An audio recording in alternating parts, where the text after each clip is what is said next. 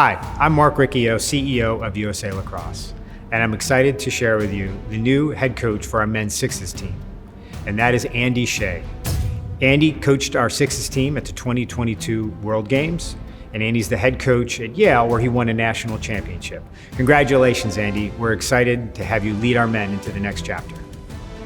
Hi, everyone. Matt DeSilva here, and welcome inside the studio at USA Lacrosse. I'm joined today by the Yale men's lacrosse coach, Andy Shea, recently named the head coach of the U.S. men's sixes team for 2026. Andy, thanks for joining us today. Thank you for having me. Honored to be here. Well, let's talk about this. Congratulations on a really big honor here. Obviously, this is not your first crack at it with the U.S. sixes teams. You were there in Birmingham in 2022 for the World Games, and at that point, this whole sixes thing was a grand experiment. What compelled you to re-up for this particular go-around? Well, I thought it was a great experience, first of all. I'm honored to be, even considered for the position and a chance to represent, the country to, coach this great game. I think we learned a ton over the course of the time that we spent together and in Birmingham, and I'd like to think we can put our best foot forward, for the next go-around. What did we learn from 2022 as we build toward 2026? As a coach, we spent a lot of time talking to the other coaches, and it was real fascinating just to, get all the ideas from all the different countries, what everyone was doing with this new discipline. And I think we kind of landed on that it's not entirely like box lacrosse, but it's heavily influenced by box lacrosse. And I think what Canada was doing was impressive. And as we move as a country towards playing more box lacrosse and, of course, playing more sixes, I think that we have a chance to kind of improve the product on the field, from a USA standpoint. So, and that's kind of what I saw, but we're excited to do it. Well, this, of course, will be the discipline that's played in Los Angeles for the Olympics in 2028. Was that a motivating factor as well? Yeah, I think that's probably the primary factor, to be honest with you. I think that's the highest stage of sport, and I think that's something that I would love to be a part of if possible. For you personally, what was it like to coach for the USA for the first time? We hear a lot of it from players, right? The feels that they get when they put that jersey on. I'm sure it's much the same for the coaches. That first time you're coaching, you have USA across the chest. What did that feel like? Yeah, there's no doubt about it. I'm a pretty patriotic guy, so just to put those colors on in practice, honestly, is somewhat emotional. But then you get out there and you're competing against other countries.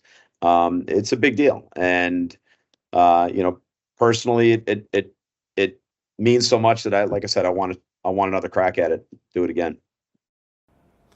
What's your vision for USA Sixes?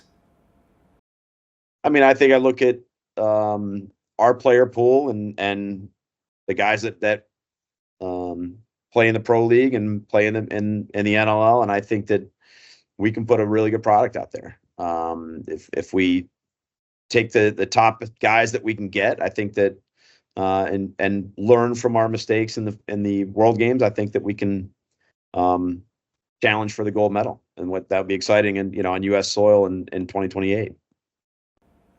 With the Olympics ultimately in the offing here, a couple more years down the line, there'll be no shortage of interest in this team. We've heard a lot from the pros about sixes. A lot of the people who have played in the discipline and talked about just how much fun it is, the speed of the game, the skill required. We haven't seen so much from some of the college kids, or heard much from the college kids. Some of these college student athletes that you're seeing day in and day out now at Yale, who could very well be in the running come 2028. What are you hearing among the college ranks about this discipline, and is there any excitement about the Olympics among them as well?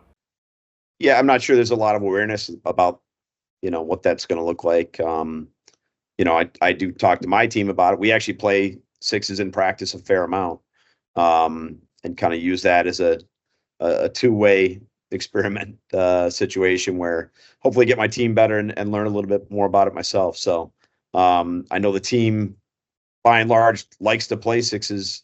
We treat it as a drill in practice, and they're excited to play it every time we bring it up. So it puts guys in situations they're not normally in. It gives everyone a lot of touches, and I think it gets your team a lot better. Lastly, Andy, as we get into the player evaluation and selection process, what are we looking for in a Sixes athlete that might be different from the way you evaluate traditional athletes? Well, I think we need athletic guys who can not only finish but have a strong track record for hitting the goal. Any time and room shots are not. They're valuable in the pro version of the Sixes because you got 2-point shots, but they're not as valuable in the international version of Sixes. So any time and room shot that doesn't hit the cage is a turnover. So I think that's the first thing that we need to look at. We need guys who can finish, guys who've shown an ability to score, and beyond that, we need athletic guys who can play defense. So you might have some great attackmen who can fill up the net, but they're going to have to play a little bit of defense too. And if that comes down to maybe learning a little bit more about defense and how to play it, I think that's obviously something that we as coaches are gonna keep an eye on and work with these guys and try and make them better on the defensive side of the field. Now we're talking about 2026 and ultimately 2028.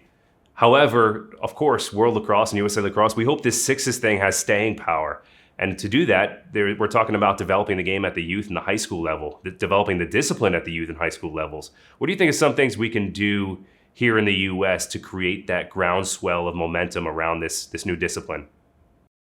Well, I just think just from a coaching perspective, there's no better there's no better way to develop youth players than to give them more touches. And I think that as a coach, you look and hope that guys could play more box lacrosse where they would get as many touches as possible. But if you don't have a rink available, then you just can't do that. So I think this is a huge opportunity for youth lacrosse nationwide to get kids in a position to handle the ball more. I mean, there's plenty of youth lacrosse defensemen that never touch a ball the entire season, which is really sad.